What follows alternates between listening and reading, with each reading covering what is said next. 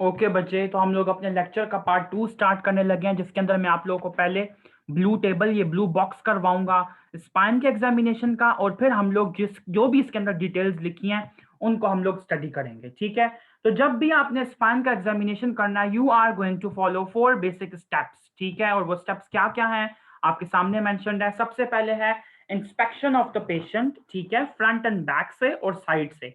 और आपने ये याद रखना है कि इसके अंदर एक चीज मिसिंग है इस टेबल के अंदर, उसको अपने टेबल के टॉप पे लिख लें कि सबसे पहली चीज आती है एक्सपोजर। आपने पेशेंट को एक्सपोज करना है, उसकी पूरी की पूरी स्पाइन को ऊपर से लेके नीचे तक पूरी स्पाइन एक्सपोज होगी तो इंस्पेक्ट करोगे। कपड़ों के ऊपर से नहीं देखना पेशेंट को, ठीक है। फ्रंट एंड बैक और साइड से उसको इंस्पेक्ट करना है। अब इंस्पेक्शन के दौरान हम लोग बच्चे क्या चीजें देखेंगे, इसके अंदर आप लोग को कुछ इंपॉर्टेंट बातें मैं यहाँ पे हाईलाइट करवा देता हूँ। जैसे आप लोग काइफोसिस देख सकते हैं, ठीक है, ये मैं आप लोगों को क्लियर कर दूं एक सेकेंड। जैसे बच्चे फॉर एग्जांपल ये किसी बंदे की नॉर्मल बैक है, ठीक है, ये इसका वर्टेब्रल कॉलम है। अगर ये वर्टेब्रल कॉलम नीचे आते जाते ऐसे काट जाता है तो इसका क्या मतलब है, इट इज अ स्कॉलियोटिक बैक। अच्छा, इसी तरह बच्चे अगर मैं साइड से देखूं, साइड से अगर किसी पेशेंट का नॉर्मल जो थोरेसिक कर्व है वो ये है और लंबर वाला ये है, ठीक है, और फिर सैक्रल ये है और सर्वाइकल ये है। तो अब आप ये देखो बच्चे कि नॉर्मली आपके लंबर रीजन के अंदर और सर्वाइकल रीजन के अंदर कन्वेक्स फॉरवर्ड होता है वो, ठीक है, ये कन्वेक्स फॉरवर्ड है ना। तो अगर किसी बंदे के अंदर बच्चे जो लंबर रीजन है, फॉर एग्जांपल, क्योंकि लंबर का ही ज्यादा नोटोरियस है, लंबर का जो फॉरवर्ड कन्वेक्सिटी है वो यूं हो जाती है, बहुत ज्यादा आगे कन्वेक्सिटी है, तो इसको मैं क्या कहूंगा, लंबर लोडोसिस। ठीक हो गया। और इसी के ऑपोजिट जो कंडीशन है that is known as kyphosis. और काइफोसिस यूजुअली जो है बच्चे वो थोरेसिक रीजन का कॉमन है, यानी कि ज्यादा कनकेविटी हो जाना, कनकेव फॉरवर्ड एक्सट्रीमली होना, that is known as kyphosis. या इसको मैं ऑल्टरनेटिवली कह सकता हूं कि इट इज कन्वेक्स बैकवर्ड्स। ठीक है, तो इस तरह के जो आपके बेसिक बेसिक लीजन्स हैं वो आप लोग इंस्पेक्शन पे देख सकते हैं। नंबर 2 के ऊपर आता है बच्चे पैल्पेशन। पैल्पेशन में आप लोग क्या देखेंगे, बोनी एलिमेंट्स देखेंगे, फील करेंगे पूरी की पूरी स्पाइन को, क्या किसी जगह के ऊपर आप लोगों को स्पाइन पे कोई वर्टिब्रल कॉलम पे कोई अबनॉर्मेलिटी तो नहीं फील हो रही। अगर छोटी सी बात यहाँ पे मैं एक कोट करवाना चाहूँ तो आप लोगों को फाइनल ईयर में बहुत ही जबरदस्त किस्म के मार्क्स मिल सकते हैं अगर आप लोग इस चीज को कोट करेंगे। जैसे कुछ लोगों को वर्टिब्रल ट्यूबरक्यूलोसिस हो जाता है, क्या हो जाता है बच्चे, वर्टिब्रल ट्यूबरक्यूलोसिस। वर्टिब्रल ट्यूबरक्यूलोसिस के अंदर यूजुअली कैसे होता है कि आपने बोन को पूरी स्पाइन के ऊपर एक हाथ फेर के यहाँ ऊपर से नीचे की तरफ उसको लाजमी फील करना होता है। क्यों? क्योंकि जिस वर्टिब्रा में टीबी फैलता है वहां पे यूजुअली एक रिएक्शन होता है और वहां पे एक स्वेलिंग बनती है। ये आप लोगों ने इस लेक्चर के एंड पे लाजमी देखनी है, जिसको हम लोग क्या कहते हैं, गिब्बस फॉर्मेशन। ठीक है, गिब्बस कहते हैं इसको हम लोग। और गिब्बस के एग्जामिनेशन के लिए ये मस्ट मस्ट मस्ट है। इस सवाल पे बच्चों को डिस्टिंक्शन भी मिल जाती है कि टीबी का पेशेंट है, आपने उसका प्रॉपर एग्जामिनेशन किया, आपसे एग्जामिनर पूछेगा तुमने कमर पे हाथ क्यों फेरा है, आप कहोगी अगर मैं इसको देखना चाह रही थी गिब्बस इन्वॉल्वमेंट तो नहीं है। ठीक है। अच्छा, उसके बाद बच्चे हैं मूव। मूव के अंदर आ जाता है आपने उसकी उस जॉइंट पे जो जो मूवमेंट्स पॉसिबल हैं वो आपने सारी करानी है। ठीक है, flexion, extension, lateral rotation, bending. अब किस किस स्पाइनल सेगमेंट पे कितनी कितनी मूवमेंट अलाउड है वो मैं आपको इसके बाद कराता हूँ। न्यूरोलॉजिकल असेसमेंट में वही आपकी बेसिक बात है, मोटर, सेंसरी और रिफ्लेक्सेस, ये तीन तो मस्ट हैं। ठीक है, मोटर का ये आगे कंपोनेंट में हम चले जाते हैं तो आ जाता है टोन, पावर, रिफ्लेक्सेस, ये सब आ जाता है, और कोऑर्डिनेशन जो है वो अलग से आ जाएगा। स्पेशल 4 टेस्ट जो हैं वो मेंशन करना यहाँ पे बहुत जरूरी है, जो कि मैं अभी आप लोगों को दिखाऊंगा भी। सबसे पहला टेस्ट है स्पर्लिंग्स टेस्ट। नंबर 2 पे है फॉरवर्ड बेंडिंग टेस्ट। नंबर 3 पे है लॉजेग्स स्ट्रेट लेग टेस्ट। और नंबर 4 पे है कॉन्ट्रालैटरल स्ट्रेच टेस्ट। अगर आपको ये चारों टेस्ट नहीं भी आते, दैट्स गोइंग टू वर्क, लेकिन 2 टेस्ट आप लोगों को लाजमी आने चाहिए, वरना ऑर्थो यहाँ पे पढ़ने का फायदा नहीं है। स्पर्लिंग्स टेस्ट और लॉजेग्स स्ट्रेट लेग टेस्ट। जो स्ट्रेट लेग रेस टेस्ट है ये बहुत ही कॉमनली न्यूरोलॉजी और न्यूरो सर्जरी में करवाया जाता है, तो इसलिए ये आप लोगों ने अपनी अमली जिंदगी में जाके हाउस जॉब में भी करवाना है, हाउस जॉब के बाद भी करवाना है। इस टेस्ट को आप लोगों ने लाजमी याद रखना है। अब बच्चे मैं आप लोगों को थोड़ी सी बुक के अंदर से जो बेसिक डिटेल्स हैं वो हाईलाइट करता जाऊं, उसके बाद हम लोग आगे चलते हैं। जो इंपॉर्टेंट पॉइंट्स हैं बस वो मैं आप लोगों को खुद ही लिखवा रहा हूं, अगर आप लोग खुद भी लिखना चाहते हैं तो अब आपकी मर्जी है। ठीक है, सबसे पहली चीज बच्चे आपको ये पता होना चाहिए कि अगर कभी भी हम लोग किसी भी बंदे को पीछे से देख रहे हैं, ठीक है, फॉर एग्जाम्पल ये उसकी नेक है ऐसे करके और ये यहाँ पे नीचे करके उसका ग्लूटियल रीजन है, तो जो C7 वर्टेब्रा का स्पाइनस प्रोसेस है ये हमेशा इन लाइन होना चाहिए विद द ग्लूटियल क्रीज, ठीक है। इसको हम लोग कहते हैं प्लम्ब लाइन, प्लम्ब लाइन, ठीक है, यानी कि प्लम्ब लाइन पेशेंट की प्रेजेंट है। प्लम्ब लाइन यूजुअली बच्चे प्लम्बर्स यूज करते हैं डिफरेंट मेजरमेंट्स के लिए और चीजों को आपस में अलाइन रखने के लिए। एक धागा होता है जिसके एंड पे पत्थर होता है, ठीक है, तो धागे को अगर आप ऊपर से लटकाएं ना तो पत्थर को दरमियान में ही आना चाहिए, तो उसको हम लोग मतलब इन अलाइनमेंट समझते हैं। तो अगर अल्लाह ना करे कभी भी किसी बंदे का स्पाइनस प्रोसेस जो है वो तो सही आ रहा है लेकिन स्टोन उसका यहाँ मतलब उसकी जो ग्लूटियल क्रीज है वो आपको यहाँ पे मिलती है, then you are going to think about spinal और वर्टिब्रल मैलफॉर्मेशन, ठीक हो गया। अच्छा, अब स्पेसिफिकली अगर मैं सर्वाइकल स्पाइन की बात करूं तो सर्वाइकल स्पाइन के मुतालिक आप लोग कुछ इंपॉर्टेंट पॉइंट्स जो हैं बच्चे ये नोट कर लें कि सर्वाइकल लोडोसिस यानी कि सर्वाइकल कन्वेक्स फॉरवर्डनेस जो है, जो अलाउड है, जो नॉर्मल रेंज में होती है, that is about 20 to 40 degree, ठीक है। 20 to 40 डिग्री जो है कन्वेक्स फॉरवर्ड होना सर्वाइकल स्पाइन का नॉर्मल है। नंबर 2, आपको यह पता होना चाहिए कि सर्वाइकल स्पाइन के ऊपर फ्लेक्शन जो है वो 45 डिग्री हो सकती है, एक्सटेंशन 55 डिग्री तक हो सकती है, रोटेशन जो है वो 40 डिग्री तक हो सकती है, ठीक है। मतलब जो राइट सॉरी मैं बेंडिंग की बात कर रहा हूँ, बेंडिंग यानी कि बेंडिंग ऐसे कहते हैं ना, ये अगर किसी बंदे की गर्दन है वो यहाँ पे बेंड करे या यहाँ पे, तो उसको हम बेंडिंग कहेंगे। तो जो बेंडिंग है वो 40 डिग्री तक हो सकती है, और बच्चे जो रोटेशन है वो 70 डिग्री तक हो सकती है। रोटेशन से मुराद ये है और ये है, ये आपने याद रखना है डिफरेंट मूवमेंट्स को, ठीक है।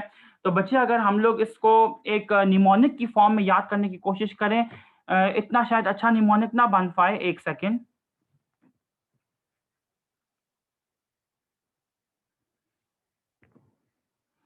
BFER, ठीक है, ये देखें, बी का है 40 डिग्री, एफ का है 45 डिग्री, ई का है 55 डिग्री, रोटेशन का है 70 डिग्री, ठीक है।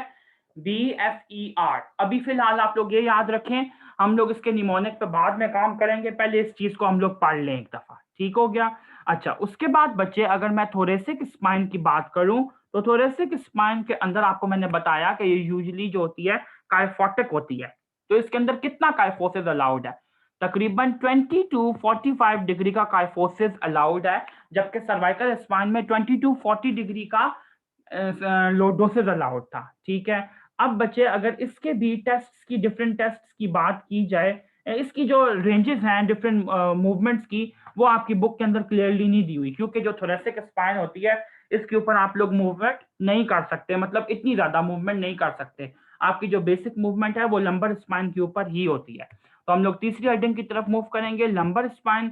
लंबर स्पाइन के अंदर बच्चे जो आपको नॉर्मल रेंज अलाउड है लोडोसिस की, वो आप लोग याद रख लें कि सर्वाइकल की थी 20 to 40, इसकी है 40 to 60 डिग्री, यानी कि the most lordotic component of your vertebral column is lumbar spine. Lumbar segment जो है वो आपका सबसे ज्यादा ये है। अच्छा, उसके बाद बच्चे बस आपकी बुक के अंदर ये 3 बेसिक स्पाइंस की यही वाली वैल्यूज दी हुई हैं।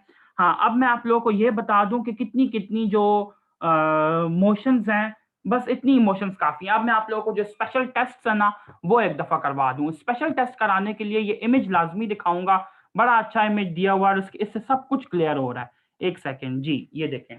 तो सबसे पहला जो टेस्ट है बच्चे जो आप लोगों को आना चाहिए, दैट इज स्पर्लिंग टेस्ट। ये देखें आप लोग, स्पर्लिंग टेस्ट में एग्जामिनर क्या कर रहा है। बेसिकली बच्चे ऐसे लोग जिनके सर्वाइकल जो स्पाइनल नर्व्स होती हैं उनकी नर्व रूट्स की इंट्रैपमेंट होती है, यानी कि इंटरवर्टिब्रल मतलब वर्टिब्रा के बीच में या डिस्क की कंप्रेशन की वजह से अगर किसी भी बंदे की सर्वाइकल स्पाइनल नर्व रूट जो है वो कंप्रेस हो रही है तो उसका पेन पूरे अपर लिम्ब के अंदर रेडिएट करेगा। क्यों? क्योंकि सर्वाइकल स्पाइनल नर्व की इन्वॉल्वमेंट है ब्रेकियल प्लेक्सस बनाने में। आप लोगों को याद होगा C5, C6, C7, C8 और T1, पांचों के पांचों मिलकर ब्रेकियल प्लेक्सस बनाते हैं। तो सर्वाइकल स्पाइनल नर्व की जो भी पैथोलॉजी होगी वो अपर लिम्ब में रेडिएट करेगी। तो स्पर्लिंग टेस्ट जो है बच्चे, इसके अंदर हम लोग क्या करते हैं कि पेशेंट का जो नेक होती है उसको थोड़ी एक्सटेंड करवाते हैं, ठीक है। अब मैं आप लोगों को ये एक दफा ड्रॉ करके बता दूं, जो उसकी वीडियोस नेट पे दी हुई हैं वो बहुत लंबी लंबी हैं, इसलिए मैंने उसको एडवाइज नहीं किया। अगर फॉर एग्जांपल ये एक बंदा है, ये इसकी गर्दन है, ये इसका सर है, ठीक है। तो सबसे पहले बच्चे, अगर मैं इसको साइड से देखूं, ठीक है, तो एक्सटेंड करने का मुराद क्या होगा, नेक को थोड़ा सा पीछे ले जाओ, ठीक है, थोड़ा सा ऐसे कर दो, यहां से ऐसे पीछे ले जाओ। अच्छा, अब ये तो मैंने करा लिया। अब मैं आपको सामने की व्यू से बताता हूँ कि पेशेंट की जो नेक है वो तो ऐसे एक्सटेंडेड है, उसको साथ में कहूंगा थोड़ा सा लैटरल बेंड कर ले, तो वो यहाँ पे थोड़ा सा ले आएगा। तो एक्सटेंड करके आपने लैटरली बेंड करवाना है, और फिर अपना हाथ प्लेस करना है, और ऊपर से एक पंच मारना है। जोर का पंच नहीं मारना, पंच से ज्यादा जो माइल्ड टर्म है that is the thrust. Thrust करना है आपने पेशेंट के सर के ऊपर। जब आप थर्स्ट करेंगे तो उसका जो पेन होगा, अगर उसको cervical spinal nerve root entrapment है या सर्वाइकल एंट्रैपमेंट सिंड्रोम है, तो उसका पेन रेडिएट करेगा उसी साइड की अपर लिम्ब में जिस तरफ उसने नेक को मूव किया है। ये बात आपने याद रखनी है, जिस तरफ पेशेंट की नेक है उसी तरफ के अपर लिम्ब के अंदर वो पेन जो होगा वो रेडिएट करेगा, ठीक है। उसके बाद बच्चे जो दूसरा टेस्ट आप लोगों को आना चाहिए वो भी मैं आप लोगों को दिखाता हूं। ये देखो, एक सेकेंड जी, बड़ी अच्छी बच्चे डिपिक्शन इसने दी हुई है, इसको जरा सा गौर से देखना।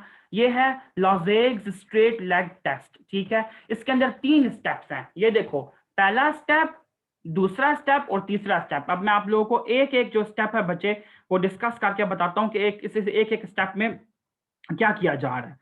तो लॉजेग्स स्ट्रेट लेग टेस्ट के अंदर सबसे पहले आपको यह पता होना चाहिए कि जी, ये लंबर स्पाइन को चेक करने के लिए ये टेस्ट परफॉर्म किया जाता है, ठीक है। किसी भी पेशेंट को कोई डिस्कम्प्रेशन तो नहीं है, कोई नर्व रूट एंट्रैपमेंट तो नहीं है, कोई शाटिका तो नहीं है, शाटिक नर्व की इन्वॉल्वमेंट तो नहीं है, लंबर पैथोलॉजीज के लिए ये किया जाता है। लॉजेग्स स्ट्रेट लेग टेस्ट के अंदर सबसे पहले बच्चे आप ये करेंगे कि पेशेंट को सुपाइन लेटाएंगे, अपने हाथ से उसके लोअर लिम्ब को सपोर्ट देंगे, ब्रेस प्रोवाइड करेंगे और पेशेंट की पेन फ्री मूवमेंट करवाएंगे। लेकिन एक चीज याद रहे कि इस मूवमेंट के दौरान आप लोग नी को भी थोड़ा सा फ्लेक्स करते हैं, और बेसिक मूवमेंट आप लोग हिप जॉइंट पे करवाना चाह रहे होते हैं। मैं दोबारा रिपीट कर रहा हूं, पेशेंट का लोअर लिम्ब की मूवमेंट जो है बेसिकली आपने हिप जॉइंट पे करानी है, लेकिन उसी के साथ साथ नी जॉइंट को भी जरा ढीला छोड़ना है। स्टेप नंबर 2 के अंदर आपने क्या करना है कि पेशेंट की लेग को बिल्कुल स्ट्रेट करके और फिर आपने उसको मूव करना है, ठीक है। तो अब आपने ये याद रखना है कि जब आप नी को स्ट्रेट करते हैं तो हैमस्ट्रिंग्स जो होते हैं ना बच्चे, वो मतलब आपने एंगल नोट करना है जो कि अलाउ कर रहा है हैमस्ट्रिंग्स को हिप को फ्लेक्स कराने के लिए, ठीक है। यानी कि बेसिकली किस एंगल पे पेशेंट जो है वो पेन फील करता है, किस एंगल के ऊपर, ये आप लोगों ने नोट करना है। नंबर 3, थर्ड स्टेप के अंदर आपने क्या करना है कि आपने पेशेंट की एंकल को डॉर्सी फ्लेक्स, मतलब वो ऑटोमेटिकली हो सकती है, आपने हिप जॉइंट को एक्सटेंशन के लिए छोड़ना है, ठीक है। तो हिप जो आपका एंकल जॉइंट होगा वो डॉर्सी फ्लेक्स कर जाएगा। और बच्चे इसमें इस पूरे दौरान अगर पेशेंट को किसी भी जगह ना लेग के अंदर पेन होता है, इस पूरे प्रोसेस के दौरान पेशेंट आया, पेशेंट लेटा, सुपाइन लेटाया, आपने पहले उसकी मूवमेंट करवाई, नी जॉइंट को ढीला छोड़ के हिप जॉइंट के ऊपर, फिर आपने स्ट्रेट बिल्कुल लेग को स्ट्रेट किया, और फिर आपने एक्सटेंड करके उसके बाद आपने वापस जब प्लेस करना चाहा, हिप जॉइंट को रिलीज करके नीचे रखना चाहा, तो एंकल जॉइंट के अंदर डॉर्सीफ्लेक्शन हो सकती है। क्यों? क्योंकि पेशेंट को लोअर लिम्ब के अंदर शदीद पेन हो सकता है। ये है बच्चे आपका लॉजेग्स स्ट्रेट लेग टेस्ट। आप लोग ये टेस्ट जो है बच्चे अगर नेट पे देखेंगे तो वो बहुत लंबा होगा। इसकी इतनी बेसिक अगर आपको आती है कि इस पूरी मूवमेंट के दौरान अगर पेशेंट को कहीं भी लोअर लिम्ब में पेन होता है तो उस टेस्ट को हम लोग पॉजिटिव कह देते हैं। जी बच्चों, दूसरा जो अब हम लोग रीजन स्टार्ट करने लगे हैं वो है clinical examination of hand and wrist, ठीक है। तो सबसे पहले आप ये देखें कि जो मसल्स की वेस्टिंग होती है हैंड के अंदर, उसके पैटर्न्स क्या क्या हैं। अगर थिनार एमिनेंस के मसल्स की वेस्टिंग है तो मीडियन नर्व की पाल्सी होगी, जिसको हम लोग C8 की रूट एनोटेट करते हैं, उसको वो डिवाइस करते हैं। अगर हाइपोथिनार एमिनेंस की वेस्टिंग होगी तो अल्नर नर्व, और अगर इंट्रिंसिक मसल्स की होगी तो भी अल्नर नर्व। अब आप लोगों को बच्चे एक बात याद होनी चाहिए, आप लोगों के प्रॉफ का MCQ है ये कि आपके हैंड की पामर सरफेस की, मैं दोबारा रिपीट कर रहा हूं, आपके हैंड के पामर सरफेस की डोमिनेंट नर्व कौन सी है। ठीक है, फॉर एग्जांपल ये देखें, ये आपका हाथ है, ठीक है, तो ये आपका पामर सरफेस है। पामर सरफेस की डोमिनेंट नर्व कौन सी है, तो आपको हमेशा कहना है अल्नर नर्व। क्यों? क्योंकि अल्नर नर्व हैंड के सारे मसल्स को सप्लाई करती है पामर सरफेस के, सिवाय उन मसल्स के जो कि आपके थिनार एमिनेंस में मौजूद है, जिसके अंदर आपका एडक्टर पॉलिसिस आ जाता है, फ्लेक्सर पॉलिसिस आ जाता है और एबडक्टर आ जाता है, ये आपके नहीं, और ओपोनेंस पॉलिसिस आ जाता है। ये आपका मीडियन नर्व जो है वो सप्लाई कर रही है। ठीक है, इसी तरह कभी भी आपसे पूछे कोई कि हैंड की डोमिनेंट आर्टीरियल सप्लाई किस आर्टरी से आ रही है, तो बच्चे अक्सर आंसर क्या देते हैं? Radial artery. Radial artery is wrong. क्यों? Ulnar artery is the main supply of blood to your hand. क्यों? क्योंकि अल्नर आर्टरी आपकी डीप पामर आर्च बनवा रही है, जिसका ज्यादा कंट्रीब्यूशन है हैंड की ब्लड सप्लाई के अंदर compare to the blood supply provided by radial artery. अब आप ये देखो बच्चे, इसमें वेस्टिंग दिखाई हुई है, थिनार एमिनेंस की वेस्टिंग। ठीक है, वेस्टिंग जो है आपको बिल्कुल तब शो होती है, इस सरफेस को आप जरा गौर से देखना, इसके ऊपर कोई क्रीजेस नहीं मौजूद। अगर क्रीजेस मौजूद होती तो मैं इसको नॉर्मल कहता, लेकिन ये कितनी स्मूथ हुई हुई है, दैट्स नॉट नॉर्मल। और ये बच्चे आपकी थिनार एमिनेंस जो है इसकी भी वेस्टिंग हुई हुई है। ठीक है, ये दोनों अब आपने याद रखने हैं, एक सेकंड वेट कीजिए। ओके बच्चे, तो अब हम लोग ये देखने लगे हैं कि हमारा जो हैंड एंड रिस्ट का एग्जामिनेशन है, इसके अंदर हम लोग क्या क्या देखते हैं। पहले हम लोग ब्लू बॉक्स डिस्कस करेंगे, फिर इसी की हेडिंग्स को आगे लेके चलेंगे। सबसे पहले बच्चे, इंस्पेक्शन ऑफ स्टैंडिंग पेशेंट। ठीक है, डॉर्सम देखी, पाम देखी, एसिमेट्री है, कोई डिफॉर्मिटी है, मसल वेस्टिंग है जैसे मैंने अभी आपको बताई, छोटा बच्चा है तो सिमियन क्रीज देख ली, डाउन सिंड्रोम के पेशेंट्स में अक्सर होती है।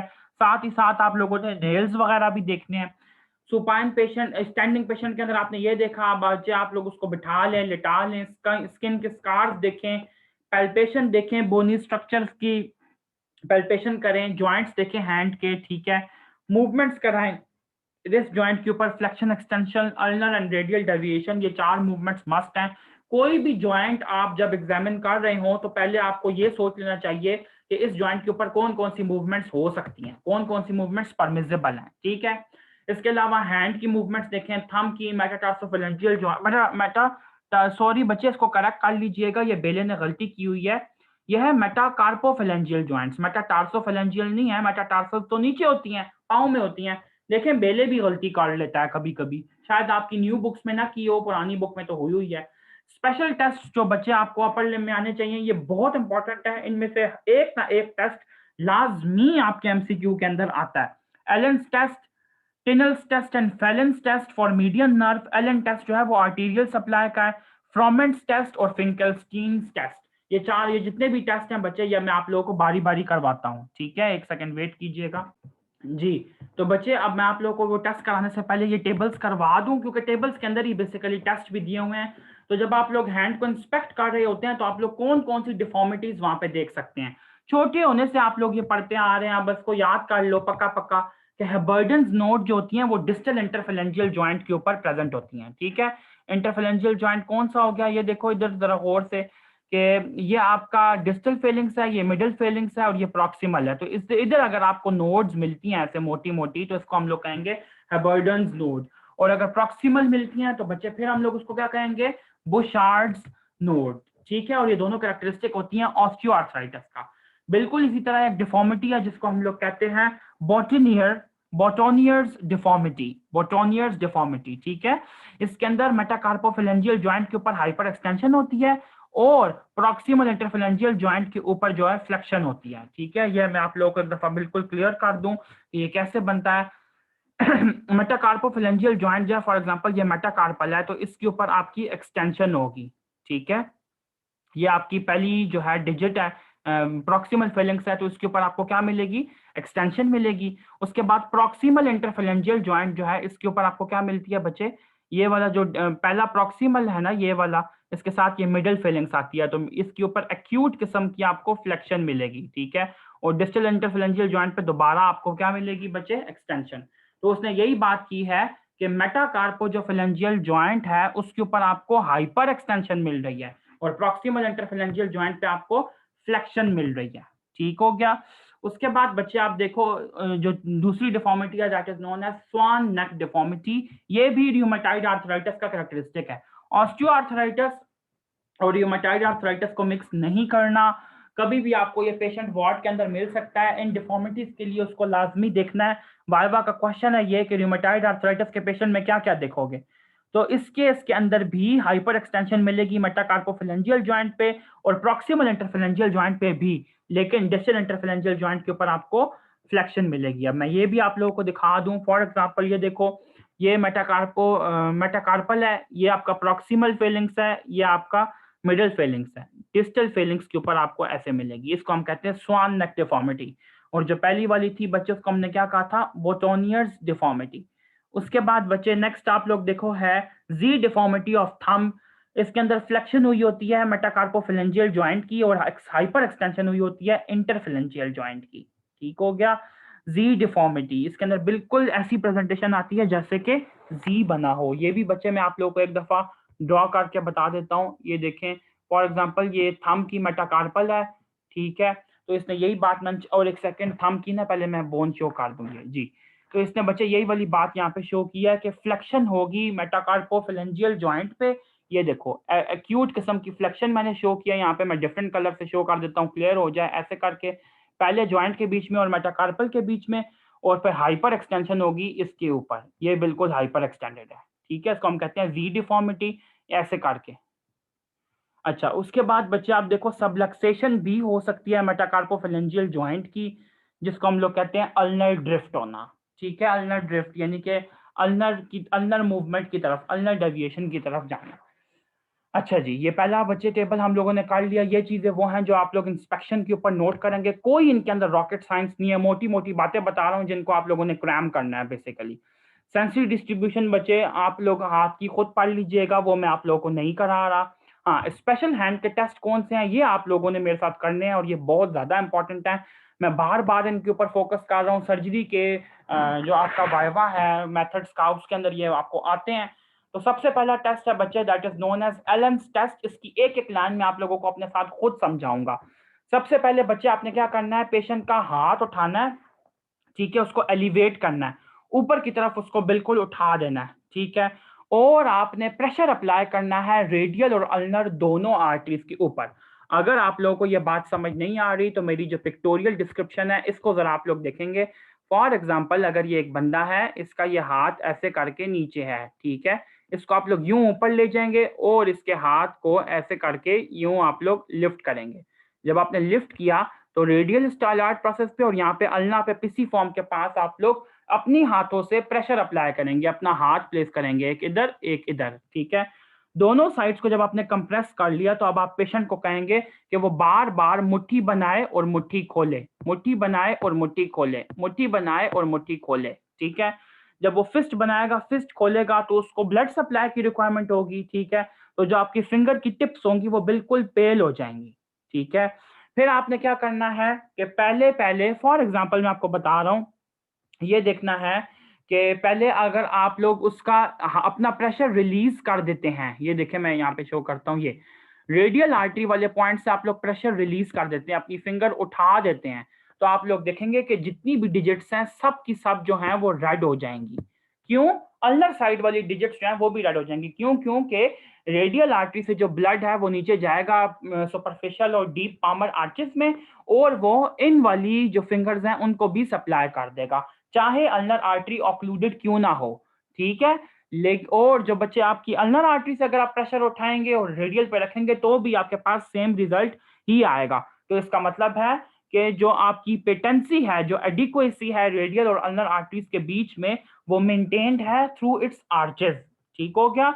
अगर कोई बंदा किसी भी डिजीज का शिकार है, जैसे कोई ऑक्लूसिव लिम्ब डिजीज है, वास्कुलर डिजीज है ऑक्लूसिव किस्म की, तो उसके अंदर ये टेस्ट नेगेटिव हो सकता है। नंबर 2 पे जो बच्चे आता है दैट इज टेनल्स नर्व, ठीक है। टेनल्स टेस्ट जो है बहुत आसान टेस्ट है। कहता है कोई भी नर्व हो ना, उसके ऊपर आप थोड़ी सी इरिटेशन करो, उसके ऊपर टैप करो तो वो टिंगल करना शुरू हो जाएगी, ठीक है। और टिंगलिंग से मुराद है कि वो नर्व यानी कि कंप्रेस्ड है। मेरी बात समझ आ रही है? टिंगलिंग से यानी कि एलेंस टेस्ट जो था वो नॉर्मली पॉजिटिव होता है, पॉजिटिव रहता है। अगर वो नेगेटिव हो जाए तो खराबी है। टिनल्स टेस्ट जो होता है वो यूजुअली नेगेटिव होता है, लेकिन वो पॉजिटिव हो सकता है अगर नर्व की कंप्रेशन प्रेजेंट है। जैसे छोटी सी बात यहाँ पे कोट करूं, अगर ये किसी बंदे की रिस्ट है, यहाँ पे आपका क्या है, फ्लेक्सर रेटिनेकुलम है, इसके नीचे से नर्व गुजर के जा रही है। इसी के ऊपर बच्चे अगर आप लोग टैप करो ऐसे ऐसे करके, तो यहाँ पे आपको टिंगलिंग सेंसेशन आएगी अगर कार्पल टनल सिंड्रोम है तो। नंबर 3 जो टेस्ट है that is Phalen's test. Phalen's test है बच्चे कि आप लोग रिस्ट को मैक्सिमम फ्लेक्शन के अंदर रखें और एल्बोस को एक्सटेंशन में रखें। अब इस बात का क्या मतलब है, ये देखो, ये जैसे आपकी एल्बो है तो इसको आपने फुली एक्सटेंड रखना है, और जो आपकी रिस्ट है ना इसको आपने ऐसे करके फ्लेक्स करना है, बिल्कुल ऐसे, ठीक है। ये मैं अगर आपको साइड व्यू दिखाऊं तो ये ऐसे बनेगा, ऐसे, ये फुल फ्लेक्शन में है रिस्ट आपकी। अब कहता है कि अगर आप ऐसे करके रखेंगे ना तो मीडियन नर्व जो है वो कंप्रेस होती है कार्पल टनल सिंड्रोम में, और उसकी वजह से पैरास्थीसिया जनरेट होते हैं, ठीक है। पैरास्थीसिया जनरेट होते हैं उसके डिस्टली। उसके बाद है बच्चे आखिरी टेस्ट जो कि है फ्रोमेंट्स टेस्ट, बल्कि एक और टेस्ट भी है फ्रोमेंट्स टेस्ट। इसके अंदर बच्चे आपने पेशेंट को कहना है कि वो ग्रिप करे एक पेपर की शीट को between the index finger and thumb. एक सेकंड वेट कीजिएगा, मैं इसकी फिगर देखूं। ये देखें बच्चे, फ्रोमेंट्स टेस्ट यहाँ पे गिवन है। The arrow illustrates the flexed posture of the thumb interphalangeal joint, indicating weakness of ulnar innervated adductor pollicis muscle। ये जरा गौर से देखना बच्चे, मैं दोबारा आप लोगों को ये दिखाऊं, एक सेकेंड जी, मैं इसको जूम कर दूं। ये देखो बच्चे, होता क्या है कि एक पीस ऑफ पेपर लेके तो आपने पेशेंट को कहना है कि वो इसको ना होल्ड करे between his index finger and his thumb, और थंब जो है बच्चे वो ऊपर आना चाहिए दोनों हाथों का, ठीक है। अब आप दूसरी तरफ से आप खुद पकड़ें और आप इस पेपर को अपनी तरफ खींचने की कोशिश करें, और वो अपनी तरफ खींचने की कोशिश करेगा। जब वो अपनी तरफ खींचने की बच्चे इसको कोशिश करेगा तो जो इसका मतलब जो थंब होगा बच्चे वो बिल्कुल आप देखें कि फ्लेक्शन में चला गया है, ठीक है, वो फ्लेक्स कर गया है। जबकि जो दूसरा थंब है ये बिल्कुल नॉर्मल है, ठीक है। तो ये बेसिकली इंडिकेट करता है अल्नर नर्व की वीकनेस, और एडक्टर पॉलिसिस इसके अंदर अपना रोल प्ले करने की कोशिश कर रहा है, ठीक हो क्या। ये चीज आप लोगों ने याद रखनी है, ठीक है। ये फ्रोमेंट्स टेस्ट बहुत इंपॉर्टेंट है, और आपसे इवन कहा भी जाता है शॉर्ट केस के अंदर कि फ्रोमेंट्स टेस्ट जो है वो मुझे करके दिखाओ, तो बच्चों को फिर ये वाला टेस्ट जो है वो कोई नहीं आता। ये था बच्चे आपका हैंड एंड रिस्ट का एग्जामिनेशन जी। उसके बाद बच्चे आपका ये छोटा सा ही टॉपिक और रहता है, इसको भी मैं आज ही कवर करवा दूं कि एल्बो के क्लिनिकल एग्जामिनेशन में क्या क्या इंपॉर्टेंट बातें आपको पता होनी चाहिए। सबसे पहले आपको ये याद होना चाहिए कि what is carrying angle. Carrying angle क्या होता था बच्चे, जब long axis of humerus bone, humerus का जो बच्चे लॉन्ग एक्सिस है, फॉर एग्जांपल मैं ये ड्रॉ करके बताता हूँ कि ये एक बंदे का शोल्डर है, ये ह्यूमरस है, ठीक है। ये जो ह्यूमरस का लॉन्ग एक्सिस है ये कोइंसाइड नहीं कर रहा होता basically with the long axis of elbow की, मतलब जो नीचे वाली डिस्टल बोन्स हैं, ठीक है। तो एक एंगल डेवलप कर जाता है जिसको हम लोग यूजुअली कहते हैं कैरियंग एंगल, ठीक है। कैरियंग एंगल डेवलप कर जाता है। अब कैरियंग एंगल की जो बच्चे नॉर्मल वैल्यू होती है वो आप देखो कि वो कितनी होती है, नॉर्मली फिजियोलॉजिकली वेल्गस होता है। ये आपने याद रखना है, वेल्गस का मतलब है बॉडी की सरफेस से डेविएट करना, बॉडी की तरफ से डेविएट करना, उस तरफ जाना। तो फीमेल्स के अंदर जो कैरिंग एंगल होता है वो जरा वाइड होता है, ठीक है, होता है तकरीबन उनके अंदर आप कह लो कि 10 to 16 डिग्रीज का ऐसे करके, जबकि मेल्स के अंदर जो होता है बच्चे वो 9 to 14 डिग्रीज का कैरिंग एंगल मौजूद होता है नॉर्मली। अगर इससे ज्यादा हो जाए एंगल तो उसको हम लोग क्यूबिटस वेल्गस कहते हैं, और इससे कम हो जाए किसी भी ह्यूमन बींग में, चाहे मेल है या फीमेल है, तो उसको हम लोग कहते हैं बच्चे क्यूबिटस वेरस, ठीक है।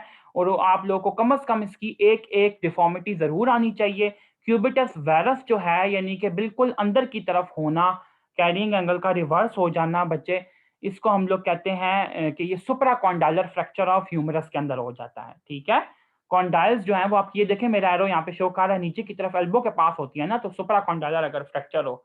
और जो क्यूबिटस वेल्गस है इसके अंदर ये बेसिकली होता है कि डिस्टल ह्यूमरल फ्रैक्चर के अंदर ये हो सकता है, ठीक है। दोनों बेसिकली डिस्टल ह्यूमरस को इन्वॉल्व कर रहे हैं। ये एक जो चीज इंपॉर्टेंट है, इसके अलावा आपको दो तरह की एल्बोस के नाम आने चाहिए लाजमी। ये है बच्चे कि मीडियल एपिकॉन्डाइलिटिस जो होता है वो बहुत कॉमन है। गोल्फर्स एल्बो यानी कि गोल्फ प्लेयर्स के अंदर मीडियल एपिकॉन्डाइल की इन्फ्लेमेशन हो जाती है, और लैटरल एपिकॉन्डाइल की इन्फ्लेमेशन हो जाती है बच्चे हमेशा टेनिस वाले प्लेयर्स में। ठीक है, ये दो इंपॉर्टेंट चीजें आपको आनी चाहिए, बस इसकी और डिटेल करने की जरूरत नहीं है। इसके अलावा बच्चे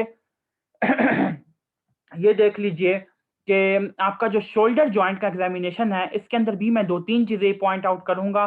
सबसे पहले बच्चे आपको एक बात ये पता होनी चाहिए कि शोल्डर जॉइंट की जो ओवरहेड अबडक्शन होती है ये क्या होती है। ये आपसे बहुत दफा पूछा जाता है और बच्चों को बिल्कुल नहीं आता, फर्स्ट ईयर की चीज नहीं याद होती, एंड दैट्स नॉर्मल।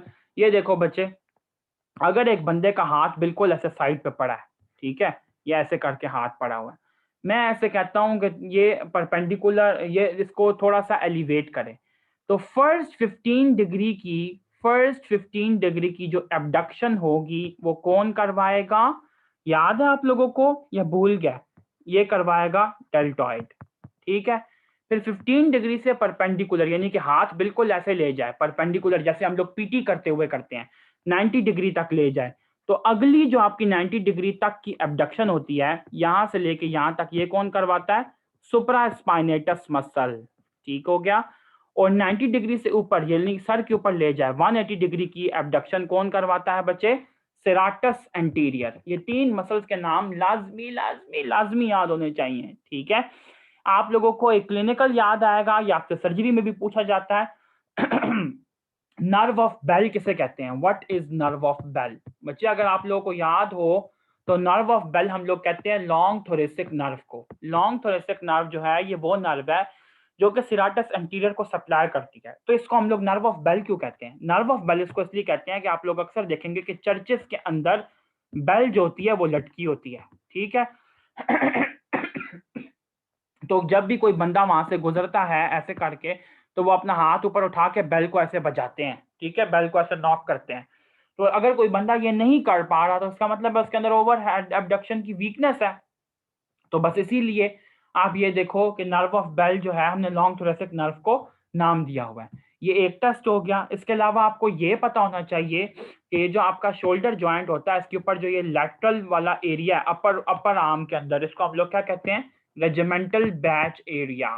ठीक है, रेजिमेंटल बैच। रेजिमेंटल बैच से क्या मुराद है? आर्मी के लोगों को आपने अक्सर देखा होगा यहाँ पे उन लोगों को बैजेस बनाए होते हैं, तो उसको हम लोग रेजिमेंटल बैज एरिया कहते हैं। ये आपकी बुक में यहाँ पे लिखा है, मैं इसको हाईलाइट कर देता हूँ, ये देख लीजिए।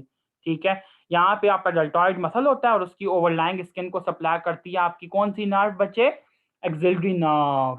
तो एक्सिलरी नर्व जो है उसकी इंपॉर्टेंस यहाँ से हमें पता चलती है। अगर यहाँ पे स्किन सेंसेशन लॉस्ट है तो इसका मतलब है कि एक्सिलरी नर्व इफेक्टेड है। अच्छा, स्पेशल टेस्ट आप देख लें शोल्डर जॉइंट के एग्जामिनेशन के लिए। एक सिंड्रोम है जिसका नाम है इम्पिंजमेंट सिंड्रोम। इम्पिंजमेंट सिंड्रोम के अंदर बच्चे रोटेटर कफ का फंक्शन जो होता है वो इम्पेयर हो जाता है। ठीक है। अच्छा, और बेसिकली इसके अंदर टेंडनाइटिस हो जाता है रोटेटर कफ के मसल्स का, तो इसलिए ये सिंड्रोम इंपॉर्टेंट है। इम्पिंजमेंट में सिवियर किस्म का पेन होता है, प्लीज इसकी लाइन नोट कर लीजिएगा।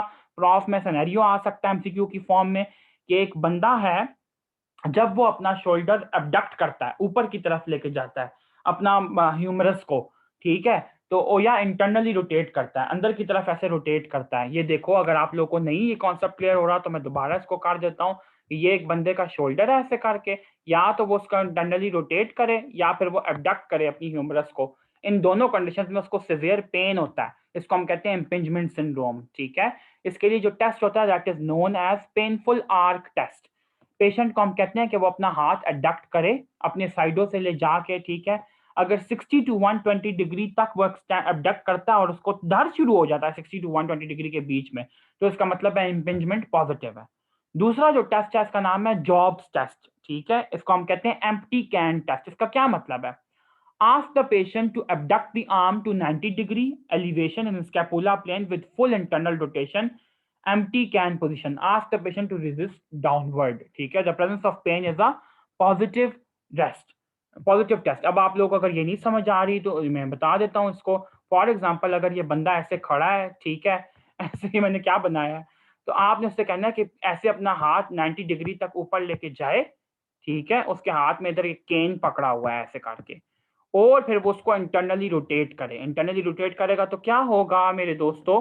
इंटरनली रोटेट करेगा तो ये जो उसका केन का ऊपर एंड होगा ये ऐसे नीचे की तरफ आ जाएगा और केन के अंदर से सब कुछ गिर जाएगा। तो केन जब एम्प्टी करता है वो बंदा ये पोजीशन इख्तियार करता है अबडक्शन और इंटरनल रोटेशन की, तो इसको हम लोग इसके दौरान अगर उसको पेन हो तो उसको हम कहते हैं जॉब्स टेस्ट पॉजिटिव या एम्प्टी केन टेस्ट पॉजिटिव। ठीक है। शोल्डर इंस्टेबिलिटी क्या है कि यूजुअली शोल्डर जो है जब वो डिसलोकेट करता है तो तब ये टेस्ट पॉजिटिव हो सकता है। ठीक है। इंस्टेबिलिटी एंटीरियर भी हो सकती है, पोस्टीरियर भी, इंफीरियर भी। एप्रीहेंशन का बेसिकली मतलब होता है फियर होना, किसी चीज का डर होना। ठीक है। अगर पेशेंट सुपाइन लेटा हुआ है या खड़ा हुआ है तो उसको कहें कि अपनी एल्बो को फ्लेक्स करें 90 डिग्री पे और एबडक्ट करें शोल्डर को टू 90 डिग्री। तो अब और उसके बाद बच्चे एक्सटर्नली रोटेट करें। मैं दोबारा रिपीट कर रहा हूँ, पहले अपने एल्बो जॉइंट को आप 90 डिग्री फ्लेक्स करें, फिर शोल्डर, फिर अबडक्ट करें शोल्डर को 90 डिग्री तक और फिर एक्सटर्नली रोटेट करें। तो अगर वो ये करते हुए डरता है या उसको पेन होता है तो उसको हम कहते हैं एप्रीहेंशन टेस्ट पॉजिटिव है और इसके अंदर एंटीरियर डिसेबिलिटी शो हो रही है। इसी के साथ जो आज का टॉपिक है वो कवर होता है। ये बात अगर नहीं क्लियर हुई तो एक दफा जाते जाते देख लो। अगर ये एक बंदा है, इसकी आपने ऐसे फ्लेक्शन करवानी है एल्बो जॉइंट के ऊपर। ठीक है।